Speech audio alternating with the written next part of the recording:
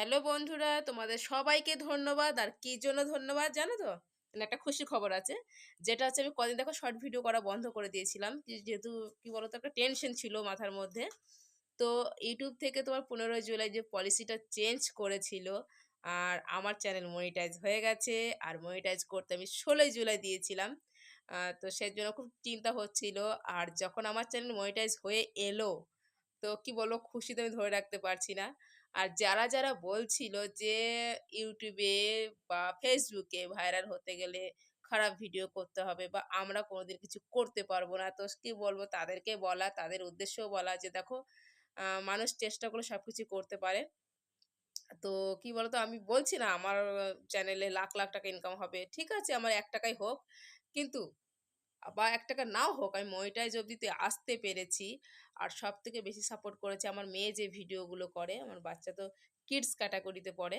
আর সেজন্য বাচ্চা যে ভিডিওগুলো করে আর সেই ভিডিওগুলোতে কি বলতো অনেকে মানে খুব ভালো সাপোর্ট করাতে তার জন্য আমার চ্যানেলটা মনিটাইজ হয়ে গেছে।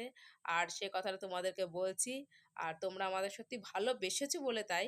আর যদি তোমরা ভালো না বাসতে তাহলে নিশ্চয়ই আমি এখানে আসতে পারতাম না। কিছু লোক যদি ভালো না বাসে কিন্তু কিছু লোক তো ভালোবাসে। তো তোমাদের ভালোবাসায় দেখো আমি কিন্তু দেখো গরমে আমার ঘরে কিন্তু সত্যিতে কারেন্ট নেই। আর এখনো অবধি নেই। আমার ঘরে কারেন্টই নেই। আ তো কি বলবো আমি কিন্তু লাইট জ্বেলে দেখো লাইট জ্বেলে আমি ভিডিও করছি। তো কারেন্ট না থাকাকালীন যেহেতু পাখাও নেই। আর কারেন্ট আমাদের এখানে এখনো দেয়নি। তো সেজন্য মানে খুব অসুবিধা। বাকি তাহলেও মানে এত কষ্ট করে ফোন দূর থেকে চার্জ করে নিয়ে এসে যে আজকে আমার চ্যানেলটা মনিটাইজ হয়েছে তো এটা একটা খুশির খবর। আর সবথেকে বড় কথা হচ্ছে কি বলতো প্রচুর প্রবলেম। এত প্রবলেম পার করার পরে যখন চ্যানেলে মনিটাইজ হয়ে যায়, মানছি আমার চ্যানেলে বিশাল ইনকাম হবে না। কিন্তু তা হলেও মানে আমি এতেই প্রচুর খুশি। মানে কিছু লোকে তো এই মনিটাইজ অব্দি যেতে পারে না, না? আমি সে অব্দি গিয়েছি। আর সেটাতে আমি খুব খুশি। তো তোমাদের সবাইকে আবারও ধন্যবাদ।